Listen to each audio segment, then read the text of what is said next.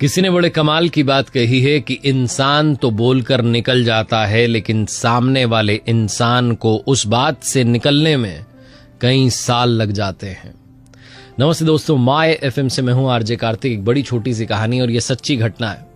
TN Seshan साहब, जो कि हमारे देश के मुख्य चुनाव आयुक्त रहे, उन्होंने अपनी आत्मकथा में लिखा था कि एक बार मैं मसूरी छुट्टियां मनाने के लिए जा रहा था अपने परिवार के साथ में, और उत्तर प्रदेश से होकर के हम निकल रहे थे।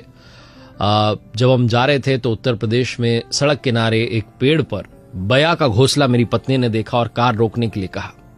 जो ड्राइवर थे उन्होंने गाड़ी रोक दी और फिर पत्नी ने जिद की कि एक घोंसला जो है लेकर के आइए, घर में लगाएंगे, बड़ा अच्छा है, सुंदर सा है, सजावट के लिए बहुत अच्छा रहेगा।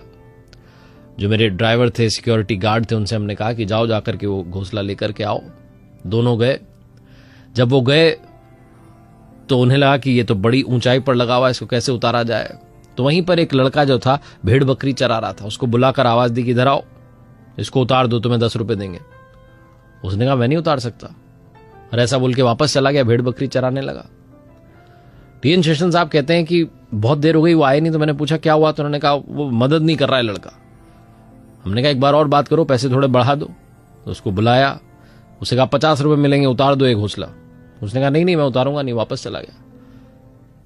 अब की बार टीएन शेषन साहब कहते हैं कि मैं खुद चला गया और मैंने कहा भाई इधर आओ, तुम्हें पता नहीं मैं कौन हूं, सजा भी मिल सकती है, तुम्हें दंड भी मिल सकता है, 100 रुपए लो, उतार दो।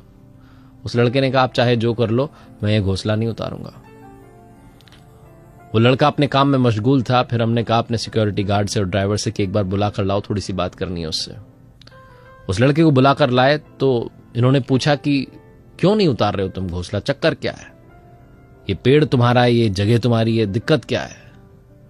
उस बच्चे ने जो कहा वो सुनिएगा। उसने कहा कि साहब मैं घोंसला नहीं उतार सकता, चाहे आप मुझे 1000 रुपए दे दें, क्योंकि इस घोंसले में चिड़िया के बच्चे हैं और शाम में वो चिड़िया जब लौट कर आएगी और अपने बच्चों को नहीं पाएगी तो उस पर क्या बीतेगी। साहब मैं हर उस दर्द को समझता हूं जो जीवन में चल रहा है। टीएन शेषन साहब कहते हैं कि मैं आईएएस बन गया, इतना बड़ा पद मुझे मिल गया, जीवन की हर चीज मिल गई, सुख सुविधाएं मिल गई, लेकिन उस रात को घर जाकर के सोचता रहा कि मैंने कितना बड़ा पाप करने की तैयारी कर ली थी। सिर्फ पत्नी की एक जिद जो है उसे मनवाने के लिए क्या करने जा रहा था, और इतनी सी समझ एक आईएएस अधिकारी में नहीं आ पाई जो कि अनपढ़ बच्चे में है, जो सड़क किनारे भेड़ बकरियां चरा रहा है। जीवन में संस्कार बहुत ज्यादा मैटर करते हैं।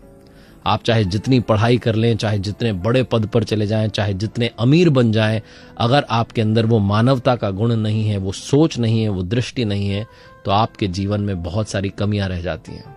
इसीलिए मैंने कहा कि इंसान तो बोलकर चला जाता है और सामने वाले को उससे निकलने में कई साल लग जाते हैं। इसलिए वाणी से आप किसी को कोई चोट ना पहुंचाए, आपके एक्शन से किसी को चोट ना पहुंचे, आपके व्यवहार से किसी को चोट ना पहुंचे, ये ध्यान रखिएगा और ह्यूमैनिटी को अपने अंदर जगा कर रखिएगा।